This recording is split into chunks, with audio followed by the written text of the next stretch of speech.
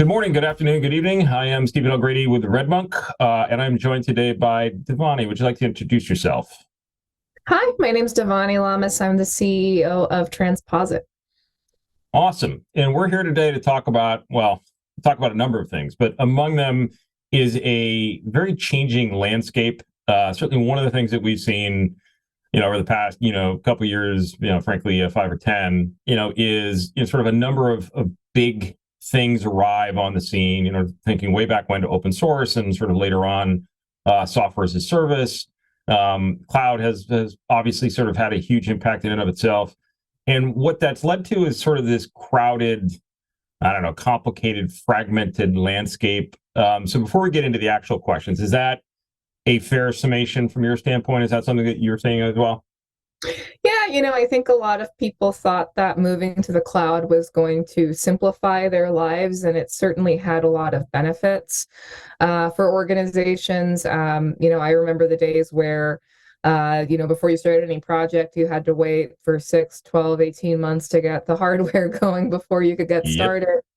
But it's also come with its challenges around integrating that landscape, making sense of that landscape, automating that landscape. And so we're finding that a lot of organizations, especially some bigger companies that are starting to really make that push into a cloud-centric kind of environment, are struggling.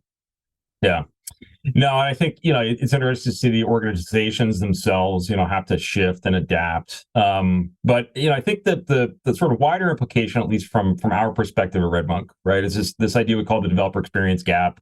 And the basic idea is very simple, right, which is that, you take this fragmented landscape that we talked about, right, with all sorts of, new services and primitives and APIs and so on available, which on the one hand is great, right? Because there's a whatever you need to do, right? There's a project, a service that will do that for you or help you do that. But on the flip side, it just becomes very, very difficult to manage. Sort of all these sort of individual moving pieces, right? How do I sort of select them, just on the most basic level, but then integrate them and operate that on a going forward basis? Again, is that your experience? Is when you're talking to your customers, is that something that you see them struggling with? Yeah, totally. I think that there's kind of this belief that we've got all these cloud tools and they've all got APIs, right? And so there, we solved it. You can just integrate them yourselves, and everyone seems to discount the fact that there's still a lot of challenges in that you end up with teams that spend a lot of time writing glue code. Yep. Organizations that are sitting there and they've got 5 different consoles to manage different environments.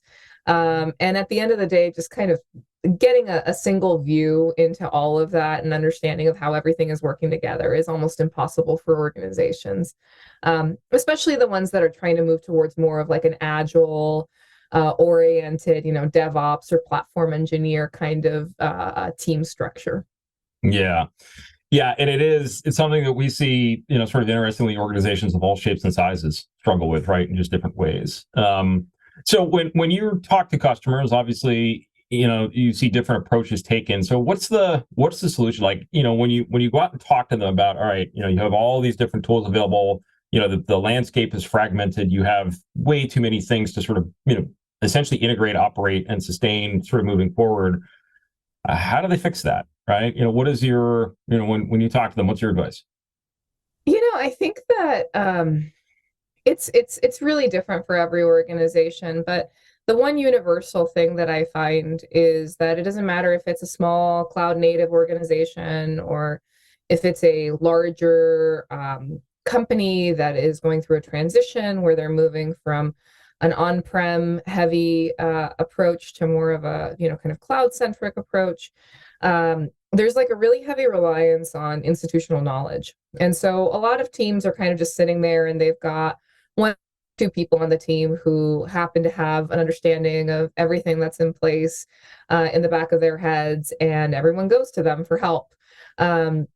So I usually tell people that step one is just kind of getting your arms around what you've got and starting to develop some level of, I know documentation can be a dirty word, but some level of documentation of the different systems and processes and workflows, just as a base case.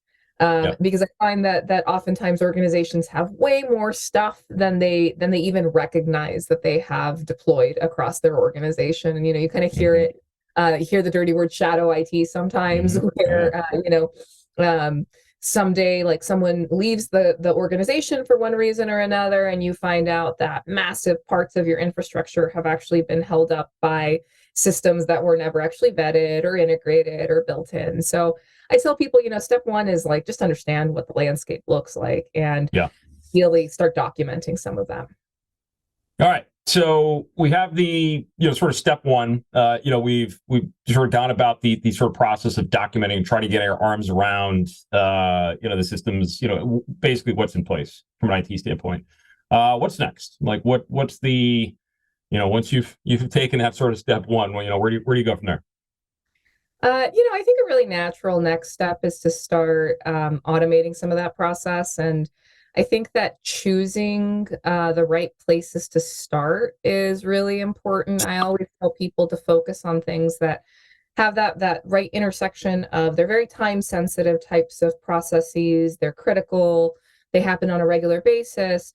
But also they're repetitive, right? They've got elements that can be automated because not everything is a candidate for 100% automation on day one. One of the things that we find a lot of our customers start with is incident automation, anything from the process of managing those incidents to, kind of communicating information about the different services that might be impacted around those incidents, internally codifying the process for how to communicate out and share information about those incidents. But I think it really depends on the organization. We've talked to teams where onboarding is really critical because they're just bringing on so many people, and so having automation around that particular process. What are the systems that people need to have access to? What are the first things that they need to kind of understand before they can get going? So it's really on an organization by organization basis, but wherever your SRE or IT ops or DevOps team is spending inordinate amounts of time spread across lots of different tools, that's usually a really good place to start. Yeah, it sounds like a great place to start for them and a great place to stop for us. So this has been great, Divanny. I really appreciate you stopping by. Thanks. Cheers.